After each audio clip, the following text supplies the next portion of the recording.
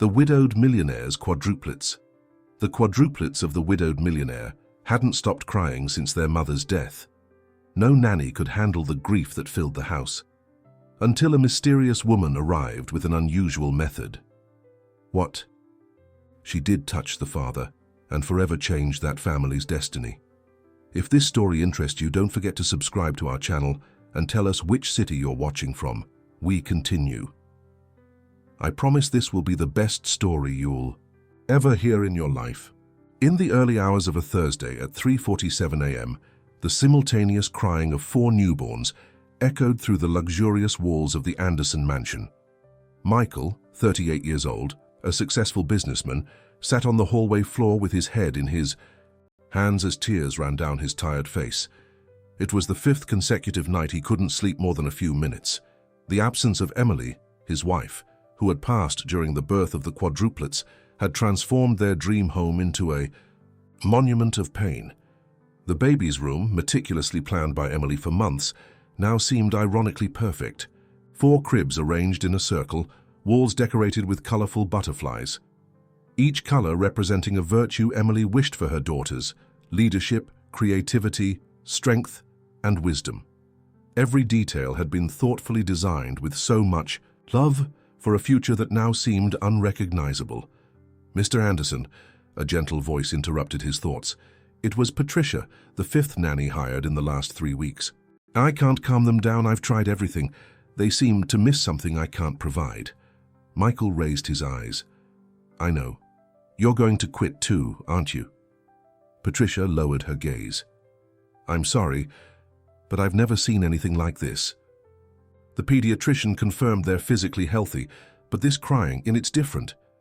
It's as if they know. As if they know. The words echoed in Michael's mind. Could it be possible that 4 beings so small could feel the absence of the mother they never knew? I'll stay until tomorrow so you can find someone, Patricia offered, the exhaustion evident in her voice. Michael merely nodded, unable to respond. He had exhausted his options through all the high-end nanny agencies in the city. Who would agree to care for newborn quadruplets, especially under these circumstances? The phone rang, breaking the early morning silence. Who would call at this hour? He answered without hope. Michael Anderson? The voice on the other end was calm, deep. Yes, that's me. My name is Sarah Bennett. The care agency informed me about your situation. I'm available to start immediately. Michael frowned, confused. Immediately? Now? It's almost 4 in the morning. Children's cries don't respect schedules, Mr. Anderson. And from what I've been told, your daughters need someone now. There was something about that voice. A firmness, a certainty that Michael hadn't heard since Emily. Do you have experience with quadruplets? No, her honesty surprised him. But I have experience with pain and absence, and from what I understand, that's what your daughters are suffering from. Michael hesitated. This woman seemed different from the other caregivers. She wasn't trying to impress him with credentials or miracle techniques. How would you get here at this hour? I'm already on my way. The agency gave me your address. If you agree, I'll be there in 20 minutes. Michael looked down the hallway that led to the baby's room, where the crying continued incessantly. Come, he finally said. Exactly 19 minutes later, the doorbell rang. Michael, who hadn't moved from the same spot in the hallway, stood up with difficulty. Opening the door, he found himself facing a woman of approximately 50 years old. Not what he expected. Sarah wore simple, practical clothes, without the typical uniform of agency nannies. Her graying hair was tied in an uncomplicated bun, and her eyes, a deep brown, conveyed a calmness that seemed incongruous with the chaos of the house. May I come in? She asked, and without waiting for an answer, stepped forward. She showed no reaction to the opulence of the house, no comment about the award-winning architecture or the artwork on the walls. Her ears seemed tuned only to the crying coming from upstairs. Show me where they are, she requested simply. Michael led her upstairs, passing Patricia in the hallway, who observed the newcomer with a mixture of curiosity and relief. As they entered the baby's room, the crying reached an almost unbearable volume. Sarah didn't rush to the cribs. She remained at the entrance, observing. She took a deep breath as if absorbing the environment. Then she slowly approached each crib without touching the children. "What are their names?" she asked. "Emma, Olivia, Ava, and Charlotte," Michael replied, pointing to each crib respectively. Sarah nodded as if the names confirmed something she already knew. She looked at the butterflies on the walls. "Did your wife choose those names?" The question caught him off guard. The other nannies avoided mentioning Emily, as if it were a forbidden subject. "Yes. Emma for clarity of thought, Olivia for the ability to bring happiness, Ava for wisdom, and Charlotte for strength like the laurel that withstands storms." Sarah smiled for the first time, a soft, almost imperceptible smile. "And the butterflies, each one for a girl?" Michael nodded, surprised by her perception. "Yes, Emily said butterflies are symbols of transformation. Each color represents a virtue she wished for our daughters."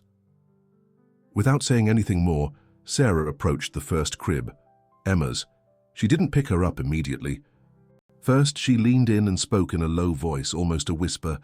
"Hello, Emma. Your mother chose your name so you would always see the path ahead with clarity." To Michael's astonishment, Emma's crying diminished slightly.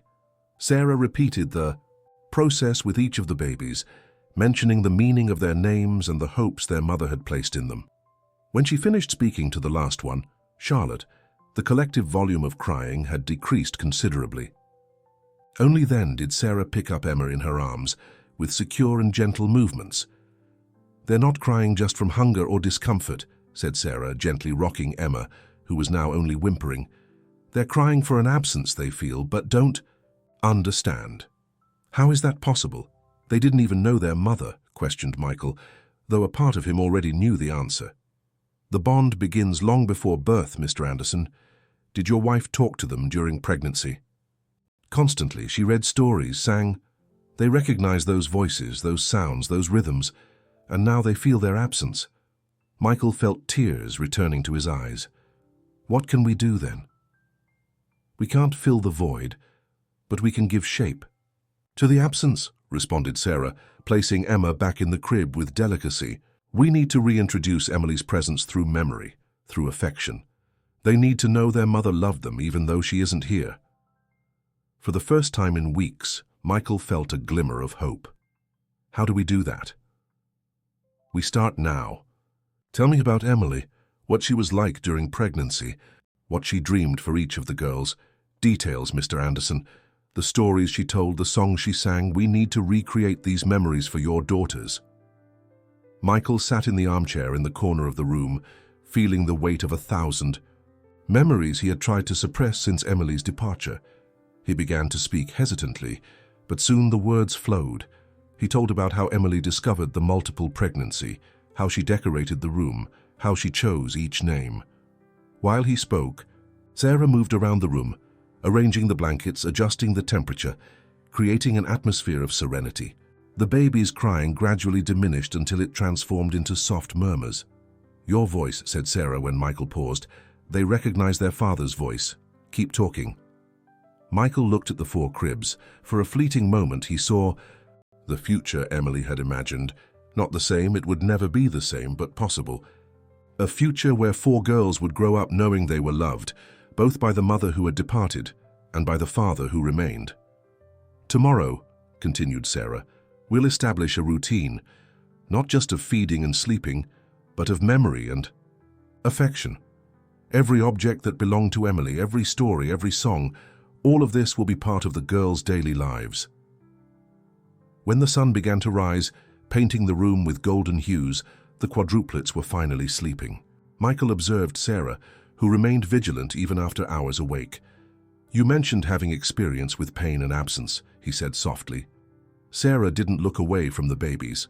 "I lost my husband and my son in an accident 10 years ago. I learned that the pain doesn't diminish, but we learn to build a life around it." Michael understood in that moment why Sarah had been sent to that house. She wasn't just a caregiver. She was someone who knew how to navigate the map of grief. Someone who could teach his daughters and himself how to find a path through absence. "Will you stay?" he asked. the vulnerability evident in his voice. "I'll stay for as long as necessary," replied Sarah. "Now rest, Mr. Anderson. Tomorrow we'll begin to rebuild." 3 weeks passed since Sarah's arrival at the Anderson mansion. The change was palpable in every corner of the house.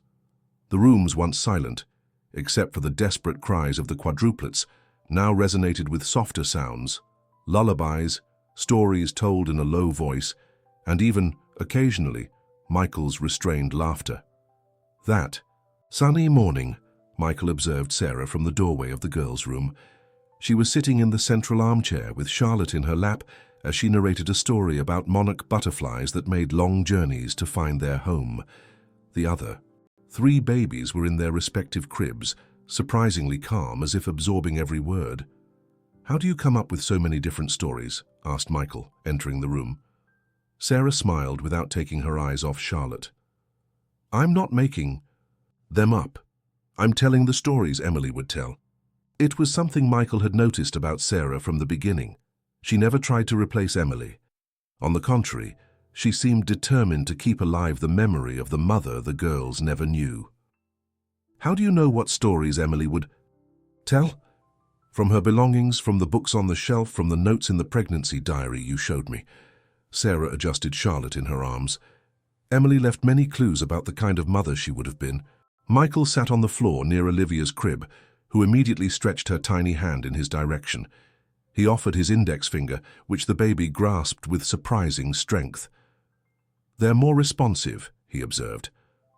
"They're feeling secure," replied Sarah. "Consistency is fundamental.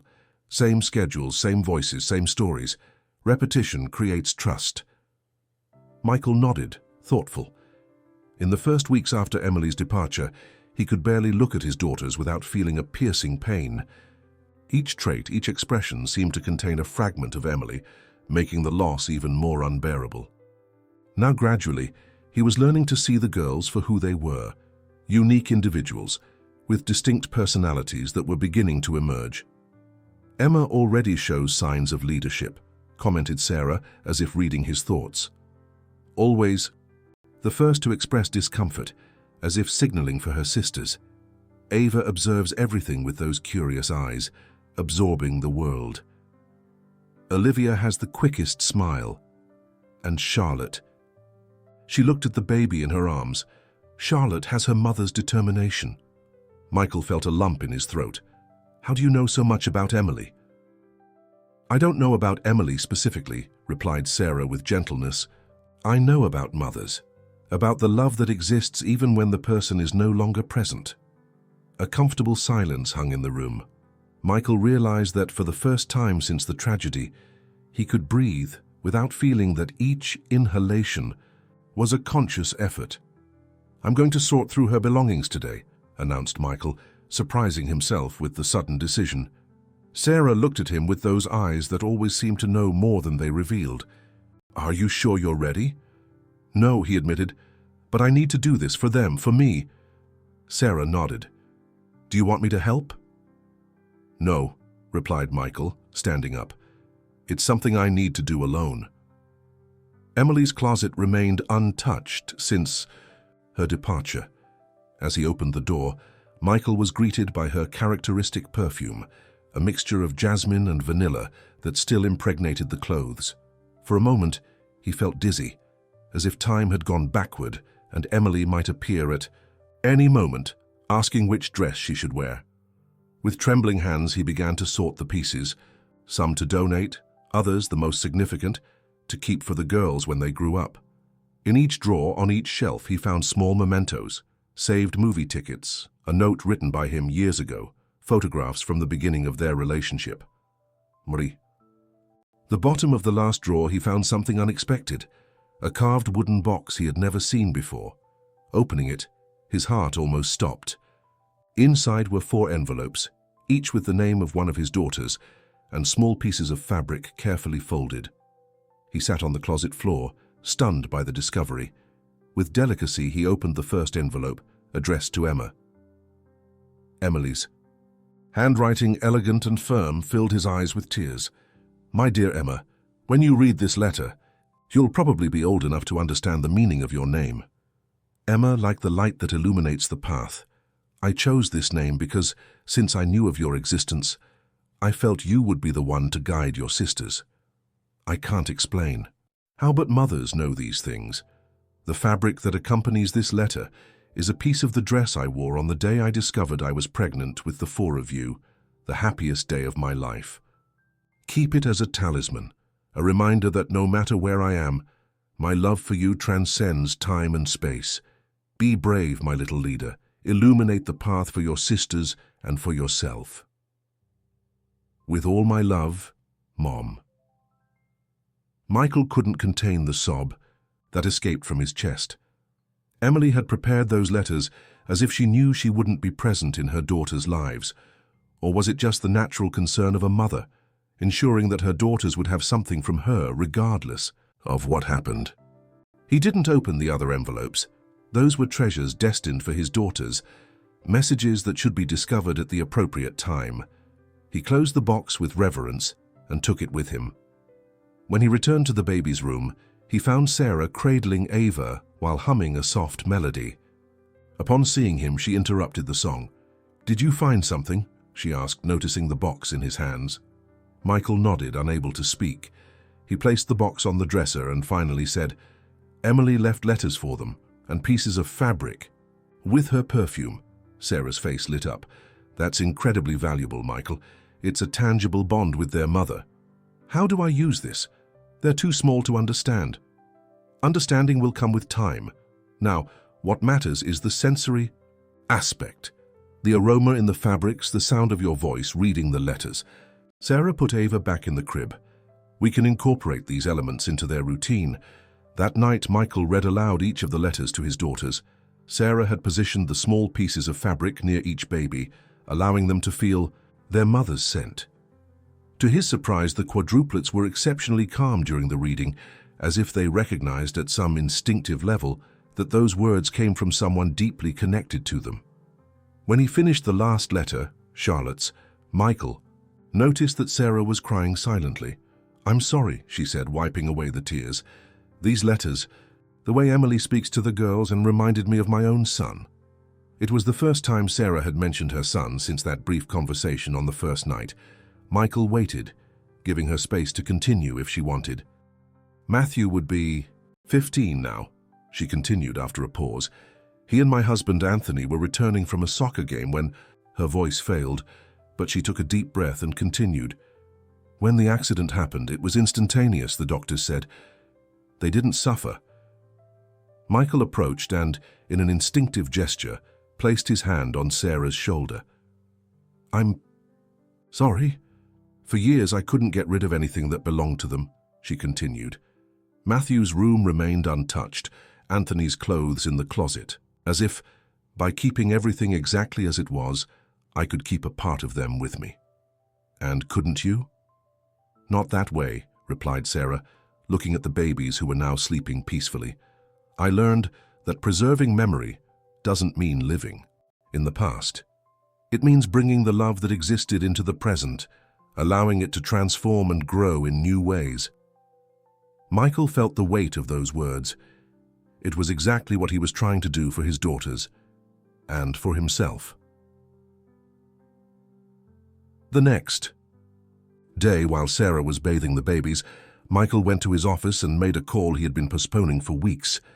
He scheduled a meeting with his partners to gradually resume business. He wouldn't return full-time yet. His daughters needed him, but it was a step toward the normality that seemed impossible just a month before.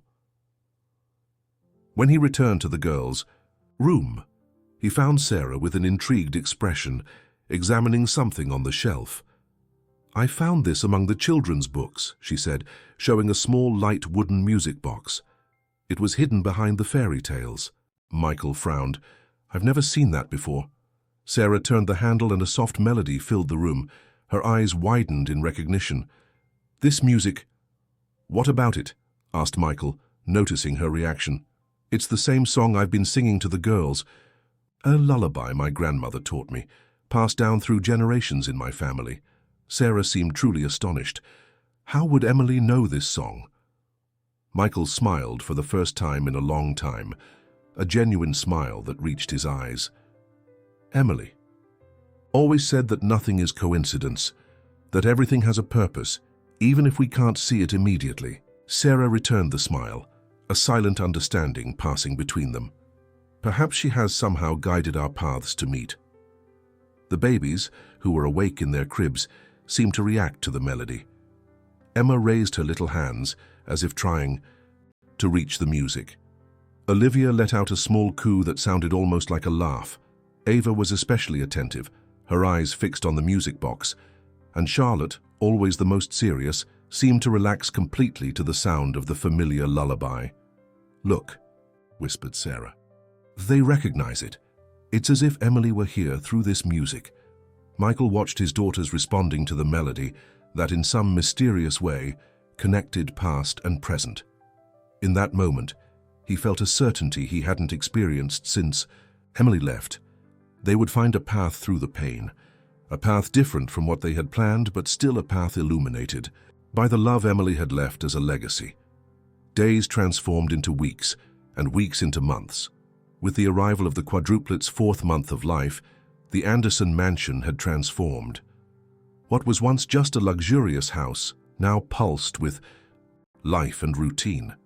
Michael, who had gradually resumed some professional commitments, rigorously organized his schedule to be present during important moments in his daughter's routine. That Friday afternoon, Michael hurriedly entered his company's office for the first time since Emily's departure. The meeting with foreign investors couldn't be postponed, and he had promised Sarah he would return before nightfall. The sky, however, was beginning to darken with heavy clouds that announced an imminent storm.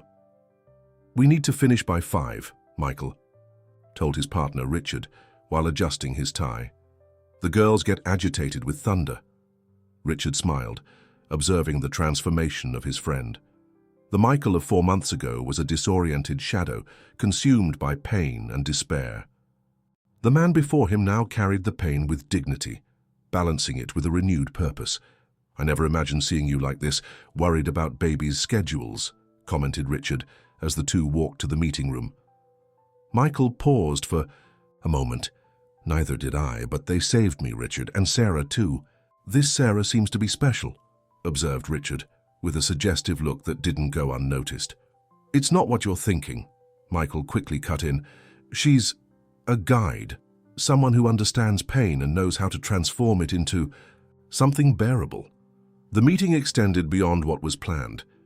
When they finally reached an agreement, the clock already marked 6:30 in the evening, and the storm that had threatened all afternoon finally broke with full force.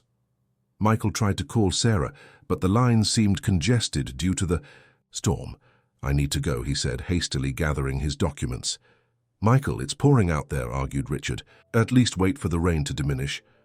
But Michael was already at the door. "I promised I would be home before nightfall. They're terrified of storms." Richard watched his friend leave hurriedly and smiled to himself. Michael had found his way back to life through love for his daughters. At the mansion, Sarah faced a challenging situation. The 4 babies, who normally maintained a synchronized routine, had entered a collective collapse with the onset of the storm. The thunder reverberated through the walls of the house, causing the quadruplets to startle, triggering desperate cries. "Calm down, little ones," murmured Sarah, trying to cradle Emma and Olivia simultaneously, while Ava and Charlotte cried in their cribs. "Daddy's on his way." Since she began caring for the girls, Sarah had never seen them so uncontrolled. It was as if they had regressed to those first days after Emily's departure. She tried all the resources that had worked in recent months: the songs, the fabric, pieces with Emily's perfume, the music box. Nothing seemed to calm them.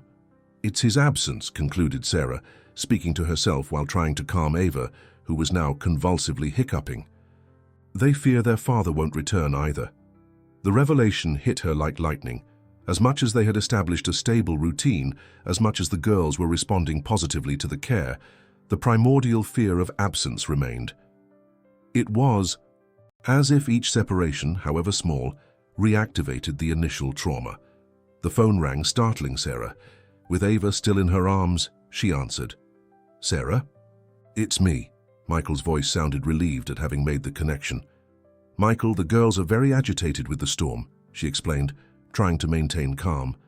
"I'm doing my best, but—" "I'm on my way," he interrupted. "Traffic is chaotic, but I'll be there in 20 minutes. Put the phone near them. I want them to hear my voice." Sarah did as he asked. She put the phone on speaker and brought it close to the cribs. Michael's voice filled the room, telling the story he had invented about the butterflies that protected the girls while they slept. Gradually, the crying began to diminish. It didn't cease completely, but became more controlled, as if their father's voice assured them that the world wouldn't collapse again. When Michael finally arrived, soaked and breathless, he found Sarah sitting on the floor between the cribs, still with the phone on, humming softly in harmony with his recorded voice that continued to tell stories. "Sorry I'm late," he said, leaving a trail of water on the floor. Sarah stood up with Ava still in her arms. "They missed you. The storm just intensified the fear." Michael approached each crib, gently touching the face of each daughter, who now observed him with wide eyes wet with tears. "Daddy's here," he whispered. "Daddy will always come back to you."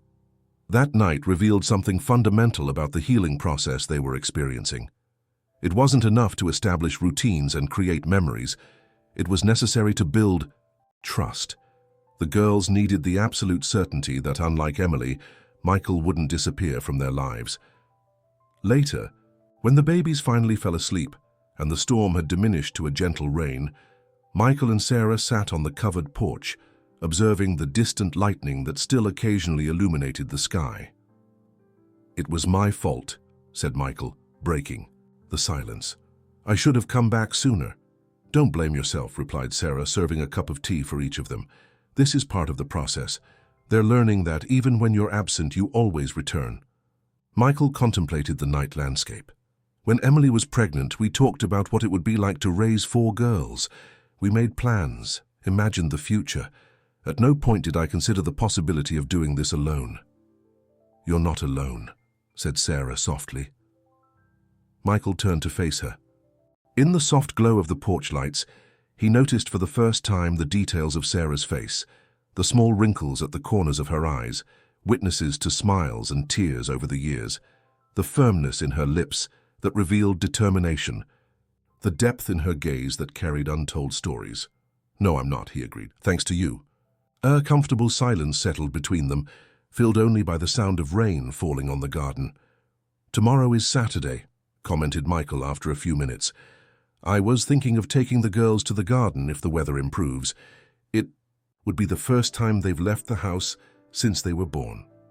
Sarah smiled. "I think that's an excellent idea. Contact with nature will be good for them, and for you too." The next day dawned clear, as if the storm had washed the world. The mansion's garden, meticulously cared for, displayed resplendent. Flowers and grass so green it seemed unreal. Michael, with Sarah's help, organized a space under the large mango tree, Emily's favorite tree, with blankets and pillows for the babies. One by one, they took the quadruplets outside. Their reaction was fascinating to observe. Emma, always the most curious, widened her eyes at the blue sky as if trying to comprehend its immensity. Olivia immediately smiled upon feeling the gentle breeze on her face. Ava was absolutely quiet, absorbing each new stimulus with contemplative intensity. And Charlotte, surprisingly, was the one who showed the most excitement, energetically waving her arms and legs. "They're happy," observed Michael, marveling at the transformation. "They're discovering the world," agreed Sarah. "This is just the first step." As they watched the girls, Michael noticed something extraordinary. A monarch butterfly delicately landed on the blanket near Charlotte. The butterfly, with its vibrant orange wings, remained there for several seconds, as if observing the baby before flying away. "Did you see that?"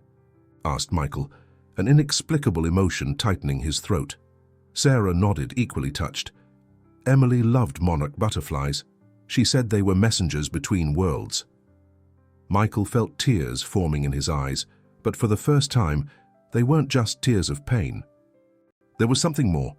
Gratitude, perhaps, or the sensation that in some mysterious way Emily was still present, watching over her daughters. In the following weeks, life continued to gain new contours. The babies, now almost 5 months old, were beginning to demonstrate increasingly distinct personalities. Emma, as Sarah had predicted, naturally assumed the role of leader, always being the first to try new skills. Olivia was the most sociable, responding with smiles to any interaction.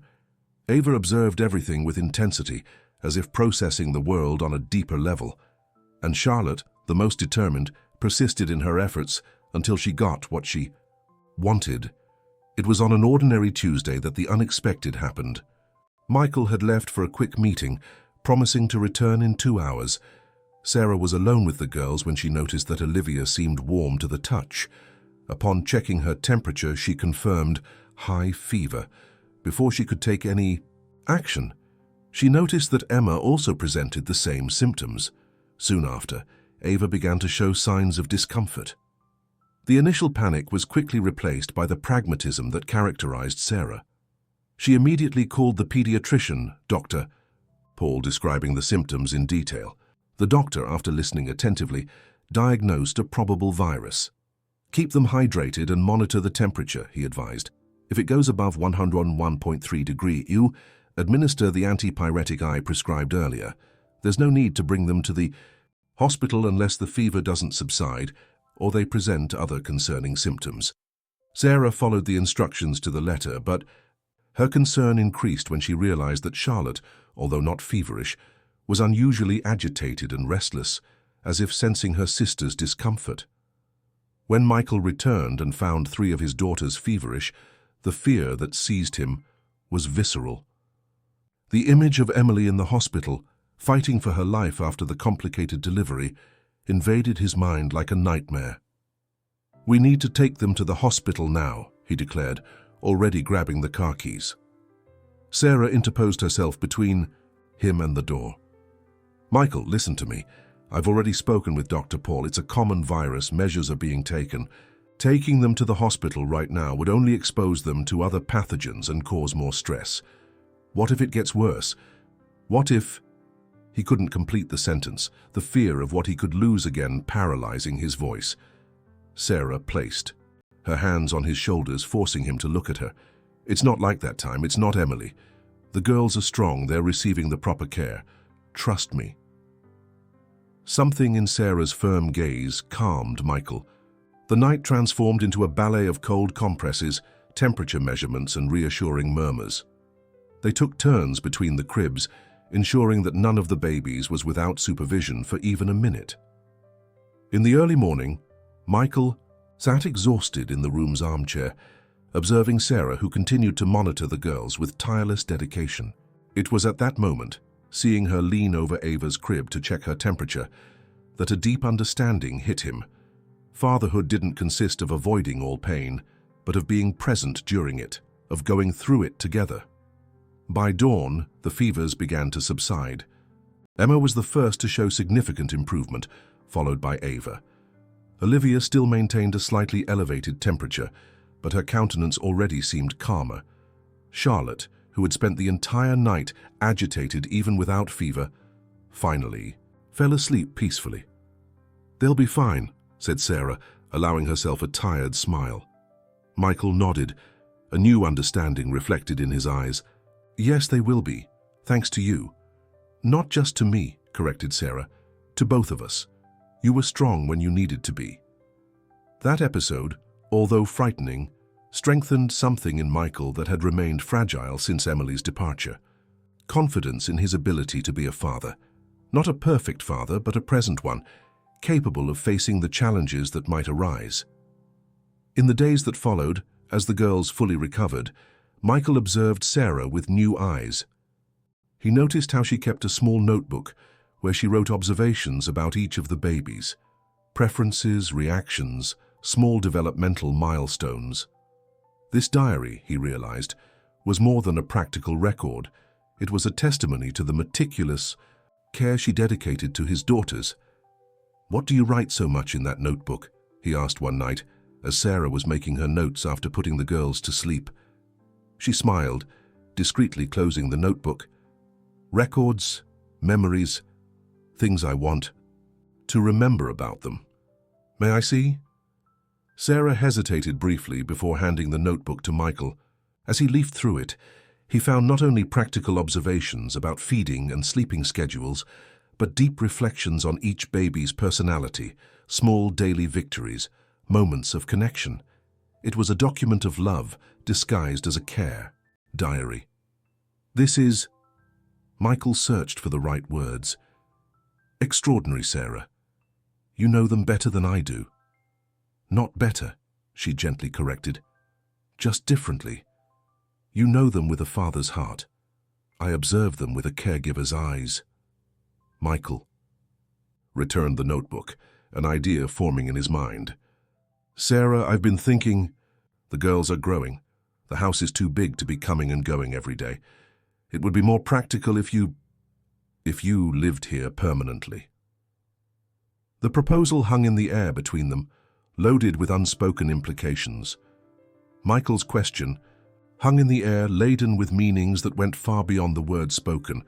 Sarah looked at him, her eyes revealing a complex mixture of emotions, surprise, hesitation, and something deeper that she seemed to be trying to hide. Michael, she began, carefully choosing her words.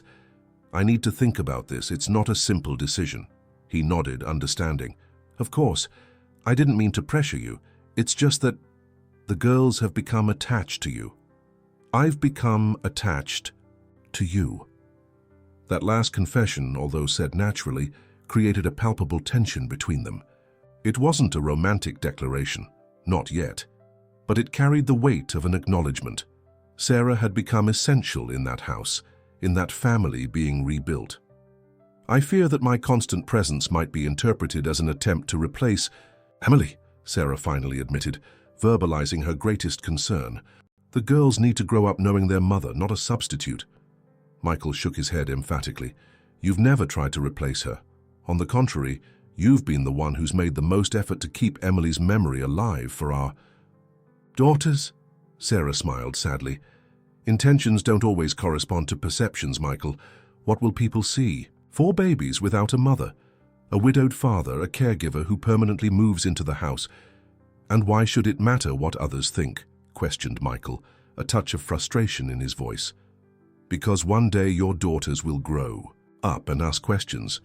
Because you need to be sure that this decision is really about their well-being and not about...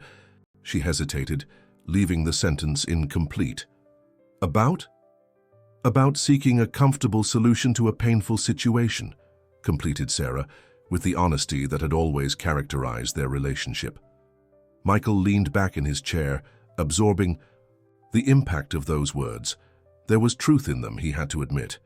Part of his desire to have Sarah permanently in his home came from the sense of security she provided, from the relief her presence brought to the pain he still carried. You're right, he admitted after a long silence.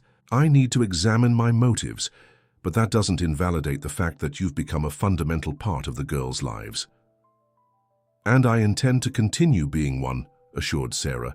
We just need to find a balance that's healthy for everyone involved. They agreed to give time to the question. Sarah would continue coming daily, but would maintain her own apartment, her personal space. It was a temporary solution that would allow both to reflect on the next steps. In the following weeks, the quadruplets reached new developmental milestones. At 6 months complete, they began to sit with support, to babble increasingly complex sounds, to demonstrate clear recognition of the people around them. Michael meticulously recorded each achievement, creating a digital album that he would one day show to his daughters. On a particularly challenging afternoon, when all 4 babies seemed to have conspired to be especially irritable, Michael experienced a crisis of confidence. After hours of trying to calm them without success, he found himself sitting in the hallway, exactly as on that first night before Sarah's arrival, with his head in his hands. I can't do this, Emily, he murmured to the silence. I can't do this alone. It was in this moment of despair that he saw the carved wooden box Emily had left for their daughters. Almost without thinking, he picked it up and opened it, rereading one of the letters, the one addressed to Charlotte, the most determined of the quadruplets. My little warrior Charlotte.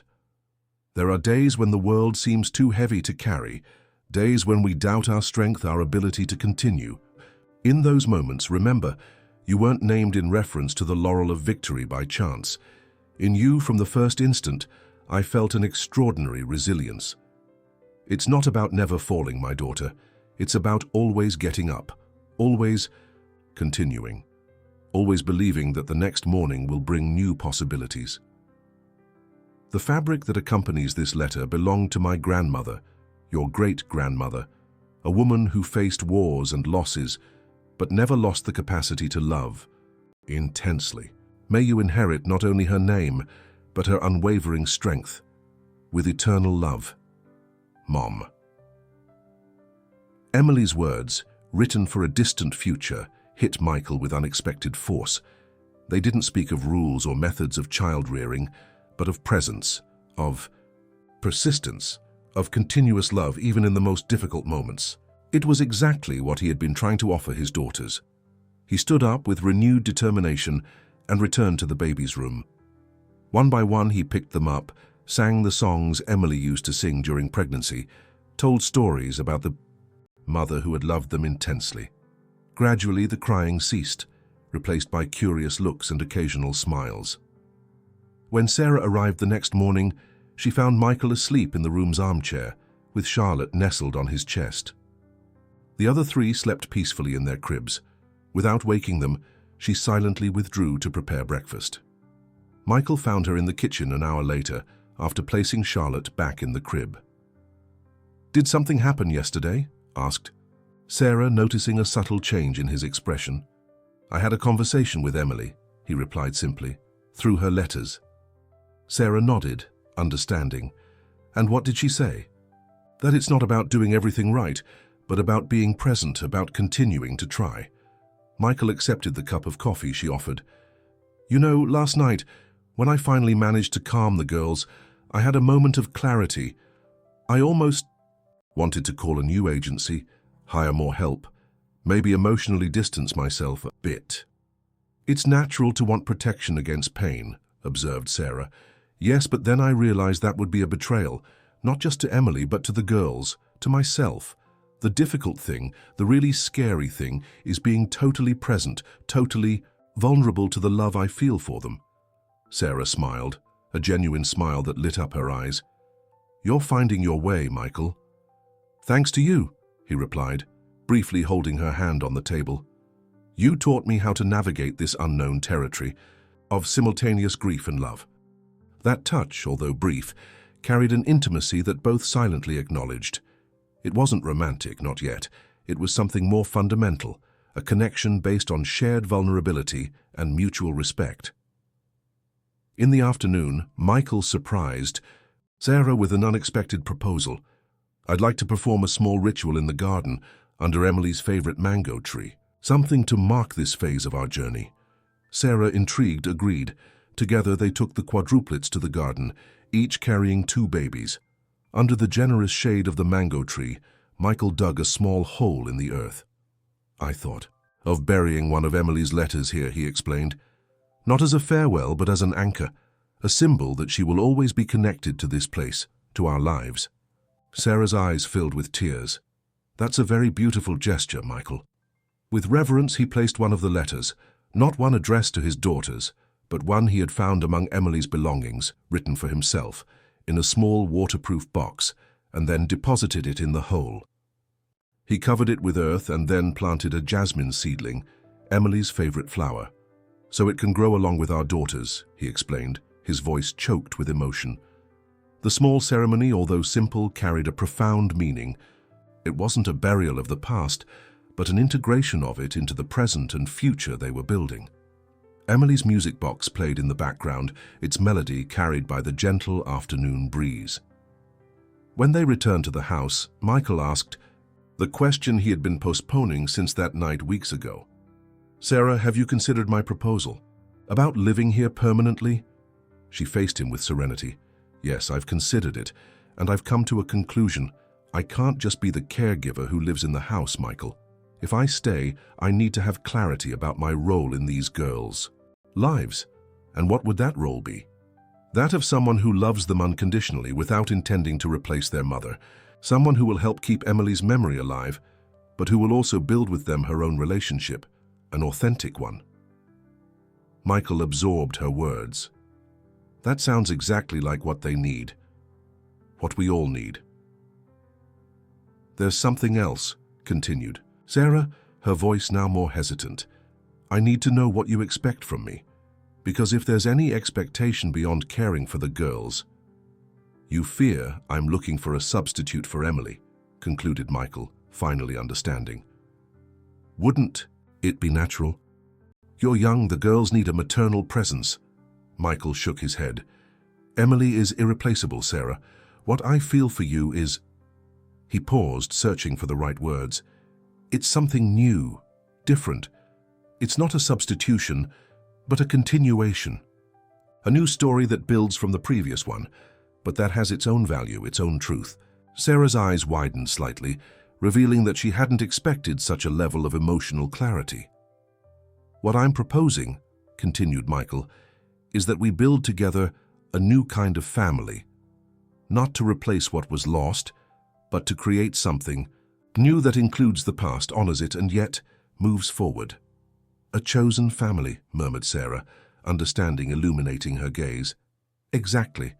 Chosen not out of lack, out of necessity, but out of possibility, out of hope. Sarah didn't respond immediately. She walked to the window, observing the garden where, hours before, they had performed the small ritual.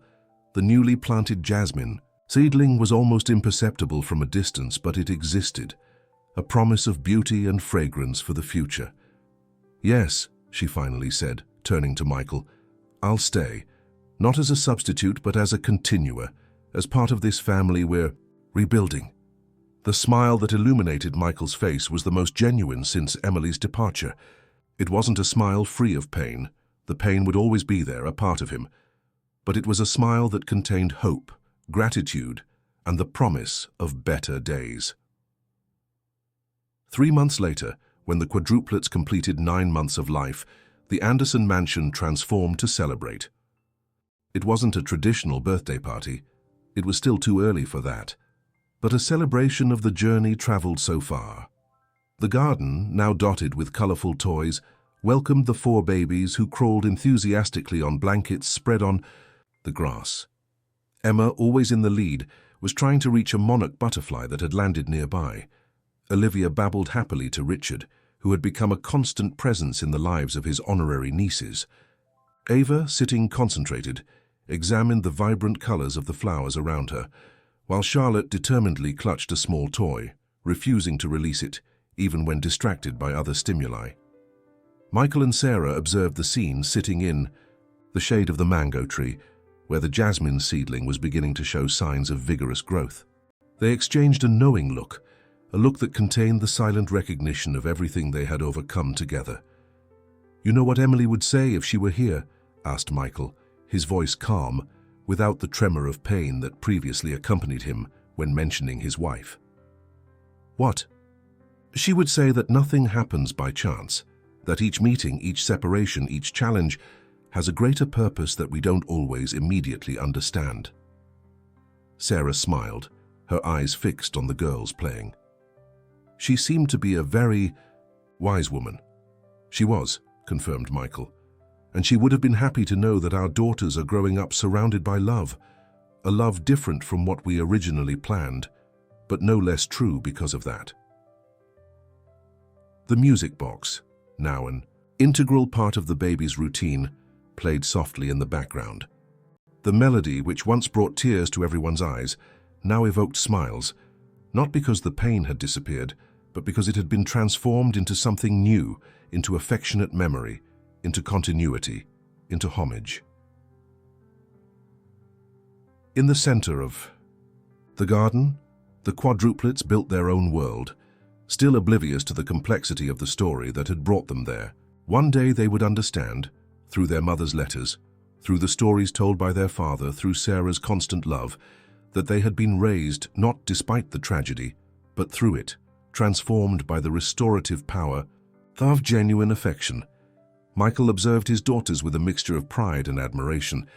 In each of them, he could see traces of Emily, not just physical, but essential, as if she had distributed parts of her soul among the four. And alongside these traits, new characteristics emerged daily, reflections of the unique experiences they were living, of the unconventional family they had become. The sun was beginning to set, painting the sky with orange hues that resembled the wings of the monarch butterfly still flying through the garden. Sarah stood up to gather the girls, who were beginning to show signs of tiredness after the afternoon of play. "I'll help," offered Michael, joining her. Together, they gathered the quadruplets, each carrying two in their arms. Before entering the house, Michael stopped and looked back at the garden bathed in the golden light of dusk. "Thank you," he said, not just to Sarah, but to the universe, to Emily, to the destiny that, in its mysterious wisdom, had intertwined their lives in ways he could never have imagined. Sarah understood the breadth of that gratitude and responded with a simple nod. Words would be redundant in the face of the eloquence of the moment. 4 healthy, loved, secure children. 2 adults who had found healing through mutual care. A family rebuilt not on ashes, but on foundations of honored memory and renewed hope. As they entered the house, now truly a home, the last light of day briefly illuminated the jasmine seedling under the mango tree, still small but firmly rooted, promising to bloom when its season came. The end of the story. Dear listeners, we hope that the story of Michael, Sarah, and the quadruplets, Emma, Olivia, Ava, and Charlotte, has touched your hearts. To continue this emotional journey, we've prepared a special playlist with equally moving stories. Find it here, clicking on the left. If you like this narrative of reconstruction and hope, don't forget to subscribe to our channel and give a like to the video. Every day we bring unique stories that explore the complexity of life, love, and overcoming.